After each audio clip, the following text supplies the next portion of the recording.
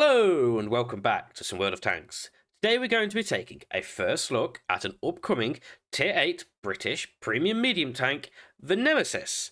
This tank looks pretty chieftain-like, so let's have a look at this tank's base statistics, then compare it to some tanks that are already in the game, have a quick look at this thing's armour model, and then I'll let you know my opinions on this tank, and we'll have a little bit of speculation on where we think this tank may pop up first. So, let's get right into it. So, starting off with this tank's base statistics. Let's get right into it. So, this thing has terrible DPM. 1546. 1546 DPM is very low. Probably, I think it's the second lowest base DPM at Tier 8. We are going to compare it to the lowest DPM at Tier 8. It has 420 alpha, this does, so it hits pretty hard for each hit, but you're not hitting very often. It's kind of the deal with this tank, and it has a 16-second reload. That's brutal. That's long. And to boot, it doesn't have great aim time. 2.4 seconds is not incredible. You're not going to be very accurate. And it has 0.36 dispersion, so you're going to be like a pineapple. So it's got bad DPM. It's got a nice alpha damage of 420. Really not great aim time and pretty poor dispersion. So this thing's gun handling is looking pretty subpar. Let's see if it picks up elsewhere. Speed-wise, 40. Oh wait, it's also slow. And it's not very quick in reverse. It goes 16 backwards. Are you sure this is a medium tank, not a heavy tank? Definitely a medium tank. Okay. Depression. 10 degrees. It's British. It's going to have 10 degrees of gun depression. Come on. This thing has decent... Just go back to the speed. This thing has decent ground resistances, so it is going to be able to maintain its speed over hard terrain, but it's pretty poor when it gets to soft. This thing's going to be getting down...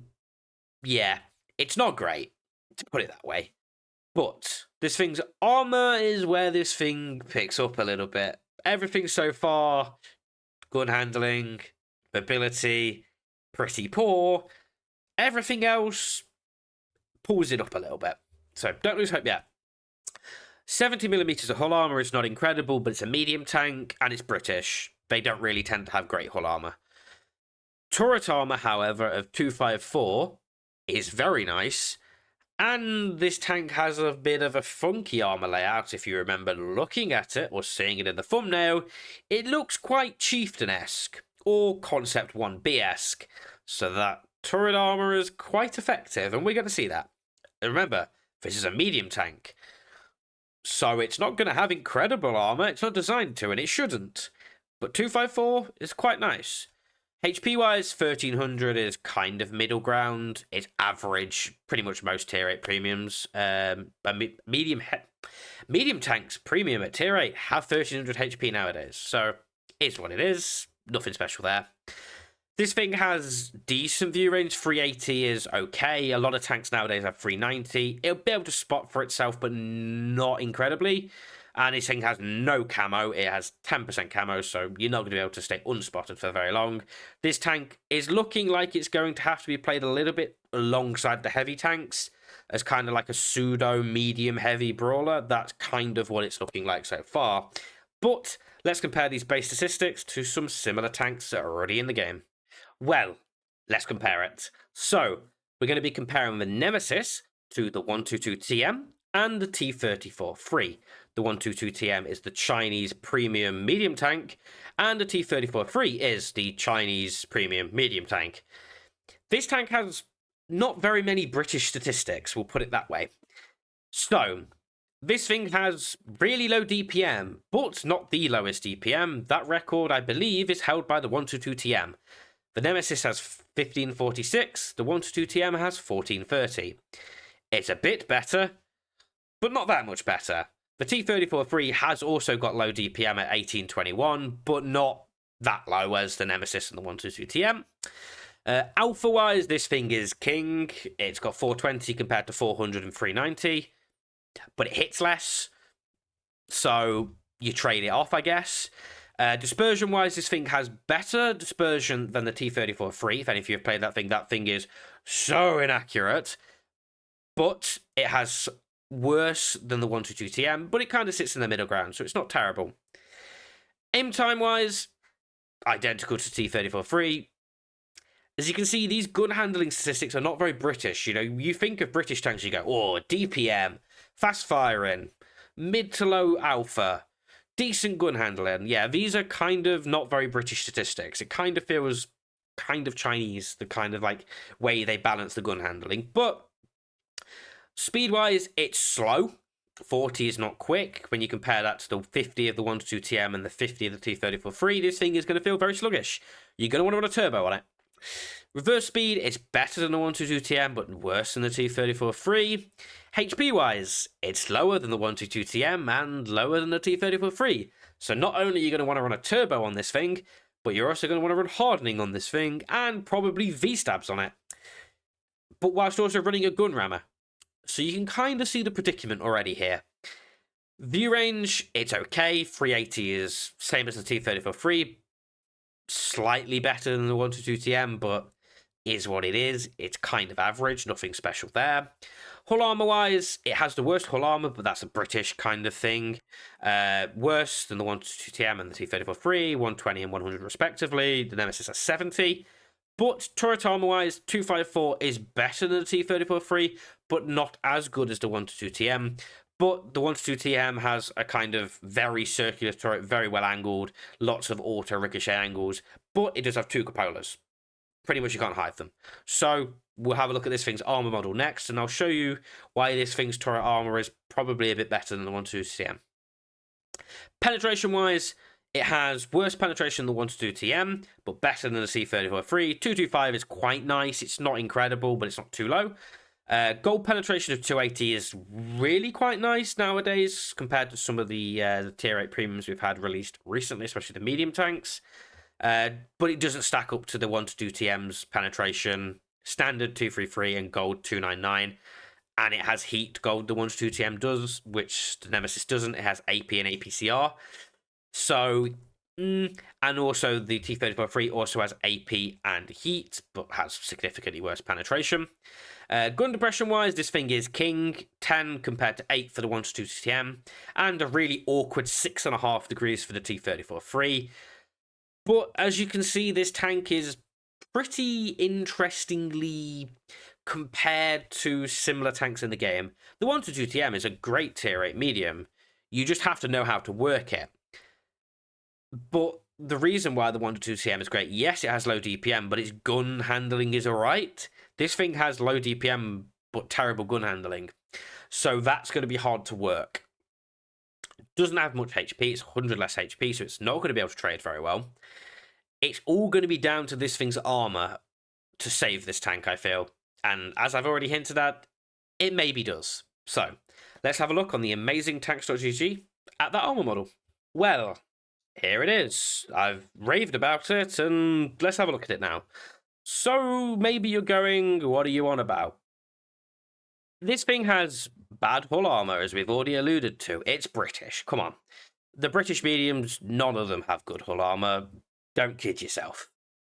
But, apart from that, it has a very interesting armor model. Visually, this tank is quite striking.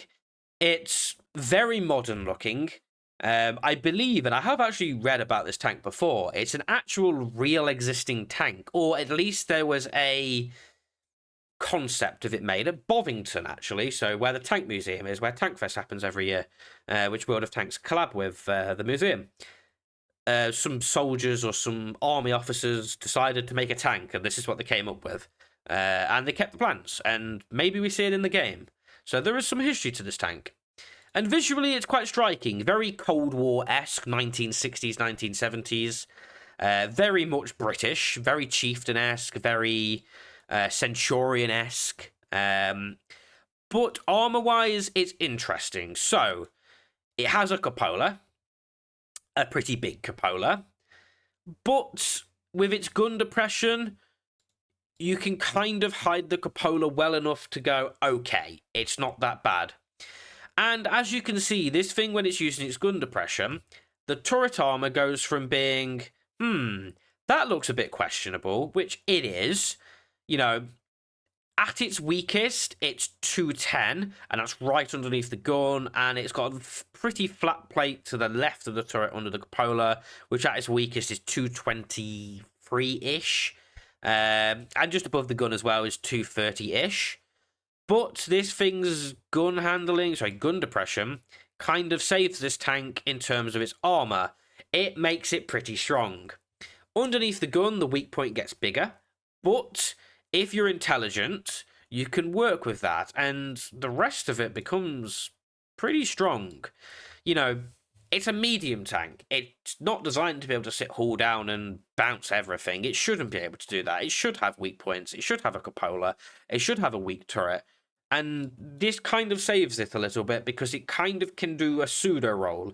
It's going to be able to, as I said, it's going to be forced to brawl with the heavies, and it's been given the armor to be able to do that. So yes, you can hide the cupola. Yes, it's going to have a turret weak spot. It should. The hull becomes pretty strong when it's using its gun depression. It is still going to have a weak spot. It's just interesting. However, there is something interesting to note with the gun depression of this tank.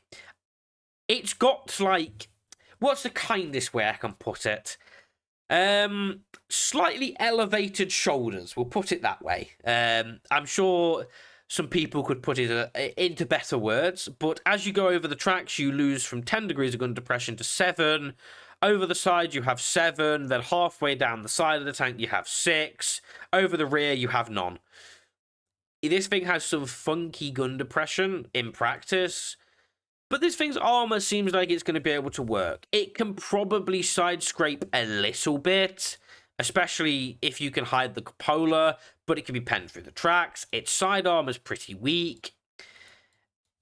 This thing isn't going to be able to bounce everything, but it is going to be a lot more bouncy than most mediums in the game, and it is definitely going to make up for those poor gun handling statistics, because you're going to want to play this tank close to mitigate that poor dispersion, that poor aim time, but you are going to have to bear in mind of not playing too close because your DPM is terrible. So this tank is going to be pretty difficult to play, that's for sure. But let's go into the conclusion. I'll give you my final opinion on this tank, and let's speculate a little bit on where we think this tank's going to appear first. So, the Nemesis, the Tier 8 British premium medium tank that is currently on the super test. Do bear in mind, all of these statistics that I did say are subject to change. It's a super test tank. We may never even see this tank, but who knows? What do I think? Below average, actually. This is probably looking like one of the weaker medium tanks, or definitely one of the weaker premium tanks that's been brought onto the super test recently. I feel like they've been a bit harsh on this tank, especially in terms of its gun handling. It's not very British, but it seems like it is going to be okay. It's going to have a high skill cap. I think it looks brilliant. I think the armor model on this tank is gorgeous. And just increased, a few of the statistics a little bit, and I feel like this tank could be quite balanced. Sitting in the kind of average tier, it's nice. We don't really have a kind of British medium currently at tier 8 that can kind of do that pseudo-heavy brawl. We just don't have that. We've got American tanks that can do that, Russian tanks, Chinese tanks. We don't have a British tank, so this could kind of plug that gap. And I think if Wargaming give it a little bit of love, it could do that quite nicely, and I really hope they do, because I have a soft thing for British tanks, because I am British, nationality and all of that. But I think we're going to probably see this tank as part of some kind of collaboration. That's my early feeling on this tank. Maybe something in the summer months, maybe later on this year. We have had teased some more collaboration battle passes. I think we've got at least one more coming this year. They mentioned it in the roadmap right at the start of this year that they've got something in the works. So maybe we see it as some kind of tie-in with that, similar to how we had the Charioteer Nomad for the Snatch collaboration. What else have we had? We've had the Alchemist as part of a June collaboration. tanks like that, it may be one of those tanks. And the name kind of makes me feel a little bit like that. But if it does come out, would I pick it up if it's currently in its unchanged state? Probably not.